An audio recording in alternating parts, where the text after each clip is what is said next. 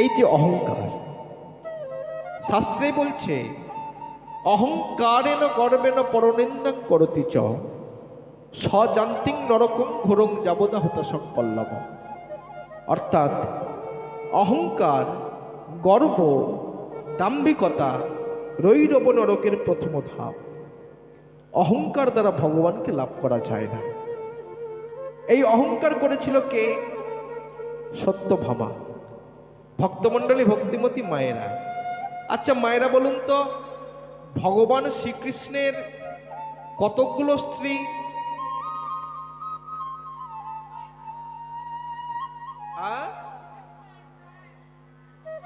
108 জন বলছে। আবার অনেকে 16,108 কেন? কৃষ্ণ কি বউ হোলসেলার ডিলার ছিলেন? হরিবল হরিবল। সে কি মার্কেটে বউ সাপ্লাই করতো?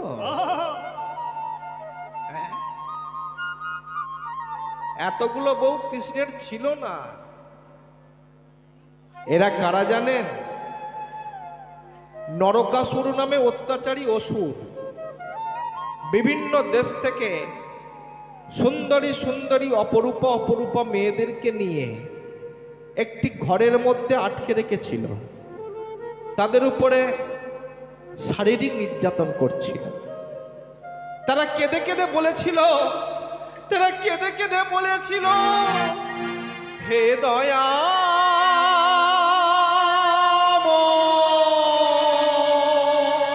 ওহে দয়া, ওহে দয়া,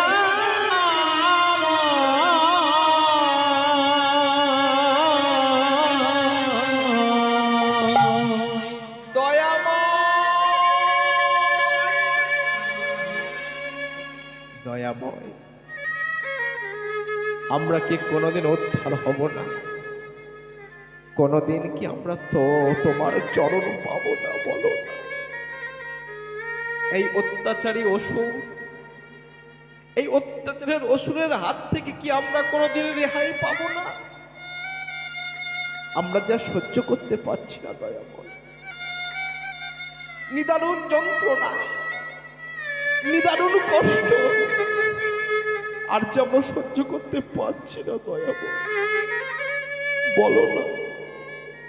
আমরা কি কোনো দিন তোমার কৃপা পাবো না? বলো না। হরিবল হরিবল।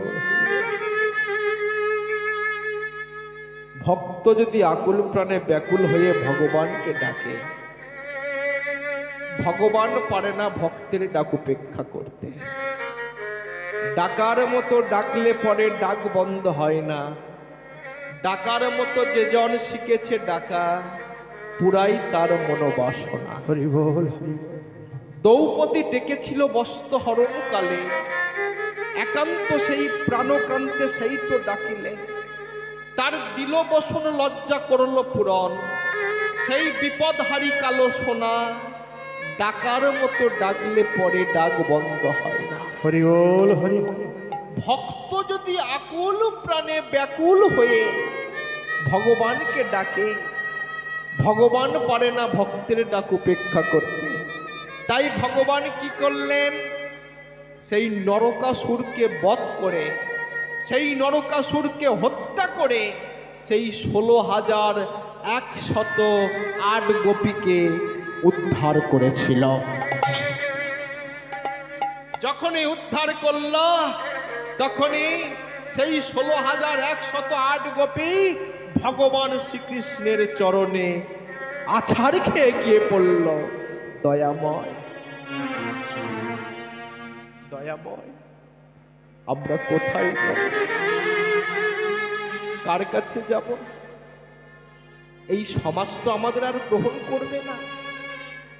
আমরা যে পতিতা হয়ে গেছি, এই অত্যাচারী অসুর আমাদেরকে অপবিত্র করেছে। আমরা কোথায় যাব? কার কাছে যাব? এই সমাজের চোখে আমরা যে পতিতা, আমরা যে নষ্ট, আমরা কোথায় যাব? আমাদের উপায় কি?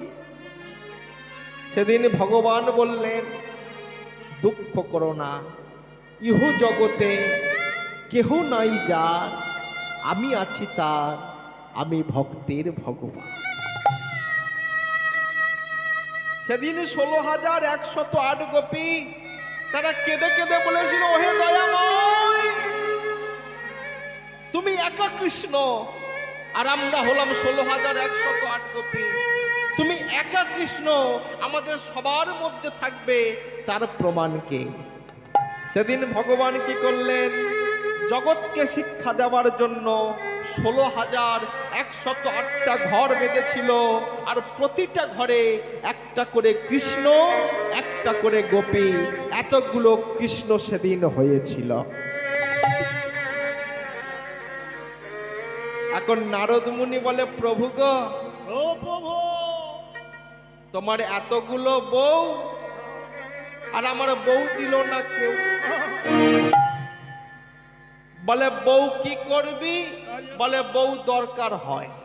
বলে দরকার যদি হয় তাহলে আমি যে ঘরে থাকবো না, তুই সেই ঘর থেকে বউ নিয়ে যা। হরি হরি নারদ মুনি চিন্তা করলেন, একা কৃষ্ণ কত ঘরে থাকবে, এই সুযোগে ভালো ভালো দেখে কোটা 4-5 নিয়ে বিনা বাজাতে বাজাতে চলেছে। বিনা বাজাতে বাজাতে প্রথম ঘরে ঢুকতে গিয়েছে, দেখে ভগবান শ্রীকৃষ্ণ দাঁড়িয়ে আছে। বলে হায় রে ভগবান, একেবারে প্রথম ঘরেতেই তুমি, হ্যাঁ বেশ থাকো। দ্বিতীয় ঘরে ঢুকতে গিয়েছে, দেখে সেখানেও কৃষ্ণ দাঁড়িয়ে আছে। তৃতীয় ঘরে ঢুকতে গিয়েছে, দেখে সেখানেও কৃষ্ণ দাঁড়িয়ে আছে।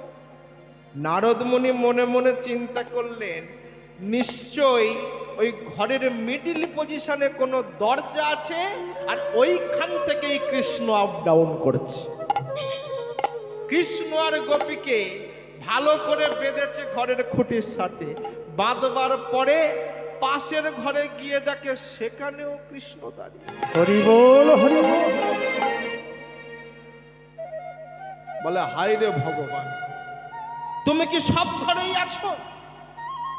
বলছে নারদ, ইহ জগতে যত ঘর আছে আমি সবার ঘরেই থাকি, আমি যে ঘরে থাকি না সে ঘরটাই থাকে না।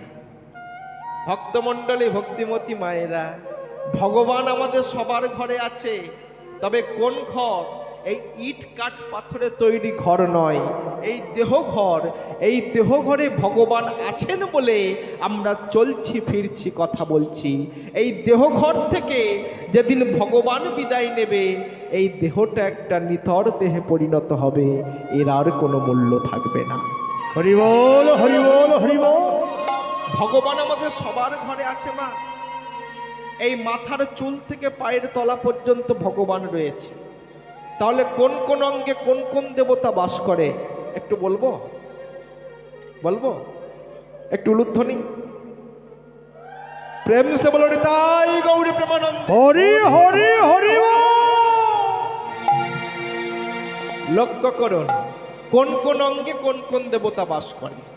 শাস্তে কলম দিলেন, শিরচূড়ে চূড়ামণি ব্রহ্ম পাশে রন, পাট মধ্যে মহাবিষ্ণু রহেন যেমন, নয়নের কালামণি কালাচাঁদ হন, নাসাইসি নিত্যানন্দ গন্ধ মধুলন, চৈতন্য কর্ণেতে বসি শোভনে চেতাই, মুখেতে ভদ্রাক্ষ বসি ভক্ষ রস পায়, জিহ্বায় নারদ মুনি লাগাই কন্দল, জিহবা নিচে সুরধ্বনি বহে গঙ্গা জল, আলজিবে সরস্বতী বামে শিশিদাম, কণ্ঠেতে কানাই আর ভুজে বলরাম, হস্তে আছে শ্রীগোবিন্দ দাসের দেবতা, জগন্নাথ সপ্তদ্বীপে রহেন সর্বদা, নাভি মূলে থাকি লীলা করে ব্রহ্মাদেব, লিঙ্গমূলে চন্দ্রমৌলি রহেন মহাদেব, গুহদ্বারে আছে স্থিত নারুয়া গোপাল, ধাম মোকাম তত্ত্ব গভীর বিশাল, হাঁটুতে শক্তির স্থিতি বসুমতী পাই, 18 মোকাম তত্ত্ব এই সমুদয়, শ্রীকৃষ্ণ চৈতন্য পাদ বন্দিয়া আনন্দ,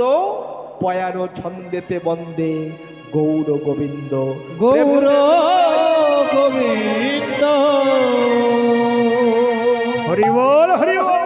হরি বল হরি বল হরি বল হরি বল হরি বল হরি বল হরি বল। হরি বল হরি বল হরি বল হরি বল হরি বল হরি বল হরি বল হরি বল হরি বল হরি বল হরি বল হরি বল হরি বল হরি বল হরি বল হরি বল হরি বল হরি বল হরি বল। এতগুলো কৃষ্ণ সেদিন হয়েছিল। এখন সত্যভামা বলছে, এই রক্ষিণী, ওরকম কৃষ্ণকে না আমি কিনে নিতে পারি। কেন না, আমার বাবার যা টাকা আছে আর আমার যা স্বর্ণ অলংকার আছে, ওরকম কৃষ্ণকে আমি কিনে নিতে পারি। কৃষ্ণ শুধু আমার একার, আর কারো নয়। ভক্তমণ্ডলী, ভক্তিমতী মায়েরা, এই সত্যভামা কার মেয়ে গো? সত্যভামার বাবার নাম কি? সত্যভামার বাবার নাম সত্যাজিৎ রাজা। আর এই সত্যাজিতের একটা ভাই ছিল যার নাম ছিল প্রসেনজিৎ। এই সত্যাজিৎ রাজার একটা সামন্তক মণি ছিল। সেই মণি প্রতিদিন 1 পোয়া করে সোনা প্রসব করত। আর সূর্যদেবের কৃপা ছিল, সেই মণির ওপর যখন সূর্যের কিরণ পড়তো, চকচক চকচক চকচক করত, জগৎমোহ হয়ে যেত, জগৎমোহিত হয়ে যেত। এখন সত্যাজিৎ রাজা সেই মণিটা গলায় পড়ে দ্বারকায় এসেছে। ভগবান শ্রীকৃষ্ণ বলছে, সত্যাজিৎ, এত সুন্দর মণি তোমার গলায় মানায় না, তুমি রাজভাণ্ডারে জমা দাও, এখানে থাক। কৃষ্ণ চাইল, কিন্তু সত্যাজিৎ রাজা দিল না। কৃষ্ণ চেয়েছে যে কৃষ্ণকে দেয় না, তার মাল তো থাকবে না, একদিন না একদিন ধ্বংস হবে। তাই কি হলো, সেই মণিটা গলায় পড়ে সত্যাজিতের ভাই প্রসেনজিৎ সেই মণিটা গলায় পড়ে একদিন বনে গেল হরিণ শিকার করতে। আর যখনই বনে গেল হরিণ শিকার করতে, বাঘে তাকে ধরে খেয়ে নিল। যখনই বাঘে খেয়ে নিল, ওই জায়গায় মণিটা পড়েছিল, সেখানে ছিল বিশাল একটি গুহা। আর গুহার মধ্যে বাস করত ভয়ঙ্কর একটা জন্তু, যার নাম ছিল জাম্বুবান। জাম্বুবান কি করেছে, সেই মণিটা নিজের কাছে রেখেছে। একদিন গেল, 2 দিন গেল, 3 দিন গেল, 1 সপ্তাহ কেটে গেল। প্রসেনজিৎ তো আর বাড়ি ফিরছে না। সবাই মনে মনে চিন্তা করছে, কৃষ্ণ মণিটা চেয়েছিল, মণিটা দেয়নি, তাই কৃষ্ণ প্রসেনজিৎকে হত্যা করে সেই মণিটা চুরি করেছে। এত বড় চোর অপবাদ সবাই ভগবান শ্রীকৃষ্ণকে দিয়েছিল। তাহলে ভাবুন, কৃষ্ণকেও মানুষ চোর বলে। ভগবান শ্রীকৃষ্ণ মনে মনে চিন্তা করলেন, তাহলে আসল সত্যটা কি আমাকে জানতে হবে।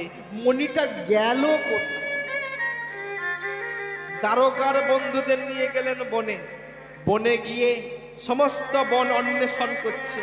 অন্বেষণ করতে করতে করতে করতে হঠাৎ দেখতে পেলেন বিশাল একটা গুহা। আর সেই গুহার মধ্য থেকে রশ্মি বহির্ভূত হচ্ছে। ভগবান শ্রীকৃষ্ণ বুঝতে পারলেন এই জায়গায় মণিটা রয়েছে। গুহার মধ্যে প্রবেশ করেছে, মণিটা দেখতে গিয়ে পেয়েছে। যেই না মণিটা দেখতে পেয়েছে, মণিটা নিতে গেছে, এমতো সময় জাম্বুয়ানের সঙ্গে ভগবান শ্রীকৃষ্ণের যুদ্ধ বেঁধে গেল। যুদ্ধ চলছে। ভাইরে, এমনও যুদ্ধ হয়, জাম্বুবানেরও কিছু হয় না, আর ভগবান শ্রীকৃষ্ণেরও কিছু হয় না। হরি বল হরি বল। 12 দিন ধরে যুদ্ধ চলছে। যখন যুদ্ধ চলছে, জাম্বুবানেরও কিছু হচ্ছে না, কৃষ্ণেরও কিছু হচ্ছে না। রাখো রাখো রাখো রাখো রাখো। কে তুমি? আমার একটা আঘাত কেউ সহ্য করতে পারে না। এত দিন ধরে তুমি আমার আঘাত সহ্য করে আছো, বলো তুমি কে, সত্য পরিচয় দাও। জাম্বুবান বলে উঠল, আমারও একটা আঘাত কেউ সহ্য করতে পারে না। এতদিন ধরে তুমিও আমার আঘাত সহ্য করে আছো, বলো তুমি কে, সত্য পরিচয় দাও। তখন ভগবান শ্রীকৃষ্ণ বলল, জাম্বুবান, তুমি আমাকে চিনতে পারলে না, তুমি আমাকে চিনতে পারলে না। আমি হলাম তোমার প্রভু রামচন্দ্র। আমার প্রভু রাম, হ্যাঁ, তুমি ত্রেতা যুগে আমার পক্ষে ছিলে, তোমার গায়ে এত শক্তি ছিল, তোমার মনে এত সাহস ছিল, তুমি মনে মনে বলেছিলে, হে প্রভু রামচন্দ্র, আমি যদি তোমার পক্ষে না থেকে আমি যদি রাবণ পক্ষে থাকতাম, তাহলে তোমার সঙ্গে যুদ্ধ করে আমি আমার মনের বাসনা পূরণ করতে পারতাম। হরি বল, হরি বল। আমি অন্তর্যামী ভগবান, সেদিন আমি অন্তরে সবকিছু জেনেছিলাম, সেদিন আমি অন্তরে সবকিছু জেনেছিলাম, আর মনে মনে প্রতিজ্ঞা করেছিলাম, জাম্বুবান আগত দাপর যুগে আমি তোমার মনোবাসনা পূর্ণ করব। তাই পূর্বে প্রতিশ্রুতি ছিল, আর সেই প্রতিশ্রুতি মতো তোমার সঙ্গে যুদ্ধ করে আজ আমি তোমার মনোবাসনা পূর্ণ করলাম। এই দেখো আমি সেই রামচন্দ্র। রাম রূপ ধারণ করে ভগবান শ্রীকৃষ্ণ গুহার মধ্যে দর্শন দিলেন জাম্বুবানকে, আর যখনই দর্শন দিলেন জাম্বুবান ওই ভগবান শ্রী রামচন্দ্রের চরণে আছাড় খেয়ে গিয়ে পড়লেন, হে দয়া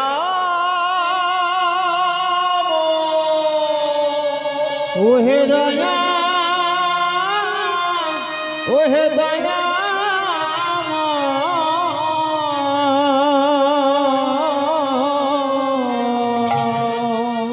দয়াময়, যে চরণ পাবার জন্য দিনের পর দিন, মাসের পর মাস, বছরের পর বছর, যুগের পর যুগ অনাহারে অনিদ্রায় গলিত পত্র ভক্ষণ করে দিবস রজনী আঁকি তারা হারা হয়ে যে চরণের সান্নিধ্য লাভ করতে পারে না, আমি না জেনে না বুঝে তোমার চরণে আমি কত আঘাত করেছি দয়াময়, আমি অপরাধ করেছি, বলো না আমি আমার অপরাধের এ পাপ, এই অপরাধ আমি মোচন করব কিভাবে? তাই তোমাকে তো দেওয়ার মতো আমার কিছু নেই, তাই আমার একমাত্র কন্যা জাম্বুবতীকে আমি তোমার চরণে দান করে দিলাম, তুমি গ্রহণ করো। জাম্বুবান কি করলো? সেই মণি আর তার কন্যা জাম্বুবতীকে ভগবান শ্রীকৃষ্ণের চরণে দান করলেন। ভগবান শ্রীকৃষ্ণ সেই মণিটা নিয়ে ফিরে এলেন কোথায়? দ্বারকায়। দ্বারকায় এসে সত্যভামার বাবা সত্যজিৎ রাজাকে মণিটা ফিরিয়ে দিল। আর যখনই ফিরিয়ে দিল, সত্যজিৎ রাজা ভগবান শ্রীকৃষ্ণের চরণে আছাড় খেয়ে গিয়ে পড়লেন, ও হে কৃপা,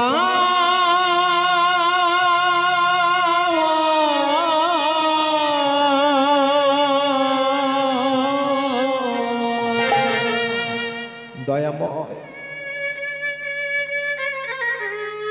যে চরণ হতে শত শত মণি, সহস্র সহস্র মণির জন্ম হয়, আমি অহংকারী মানুষ হয়ে আমি তোমাকে চিনতে পারিনি, আমি তোমাকে চোর অপবাদ দিয়েছি, বলো না এ পাপের প্রায়শ্চিত্ত করব কিভাবে?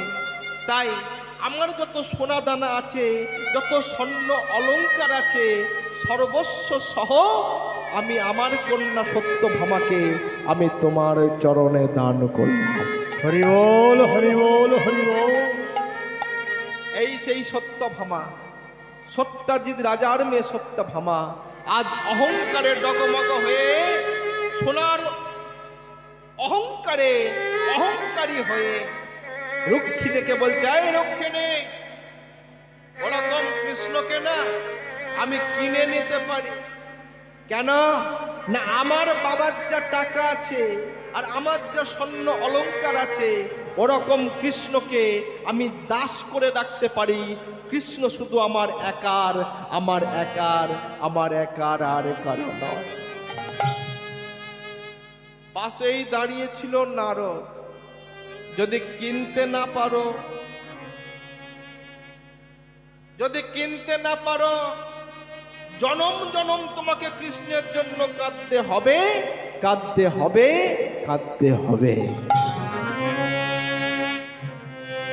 বেশ, দাঁড়িপাল্লা নিয়েছে, একদিকের পাল্লায় ভগবান শ্রীকৃষ্ণকে বসিয়েছে, আর একদিকের পাল্লায় সত্যভামার যত স্বর্ণ অলংকার, টন টন সোনা, কুইন্টাল কুইন্টাল সোনা চাপিয়ে দিয়েছে, কিন্তু কৃষ্ণকে নাড়াতেই পারছে না।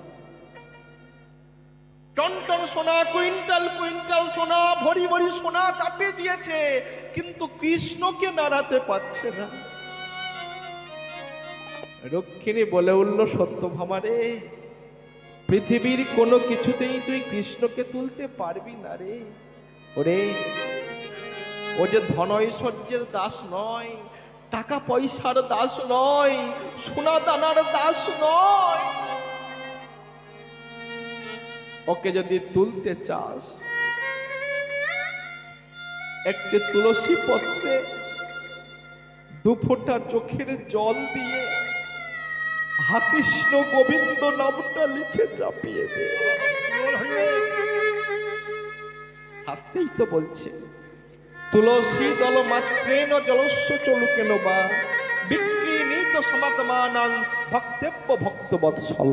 হরি বল, হরি বল। কোন ভক্ত যদি একটি তুলসী পত্র আর 2 ফোঁটা চোখের জল আমার চরণে অর্পণ করে,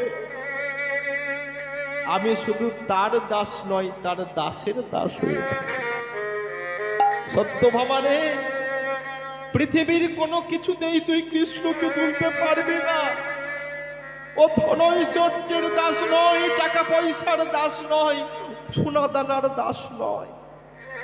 ওকে যদি তুলতে চাও, একটি তুলসী পত্রে 2 ফোঁটা চোখের জল দিয়ে হা কৃষ্ণ গোবিন্দ নামটা লিখে চাপিয়ে দে। যেই না হা কৃষ্ণ গোবিন্দ নামটা লিখে চাপিয়ে দিল, কৃষ্ণ গড় গড় করে উপর দিকে উঠে গেল, তুলসী পাতাটা ভারী হয়ে গেল, নামের পাল্লাটা ভারী হয়ে গেল।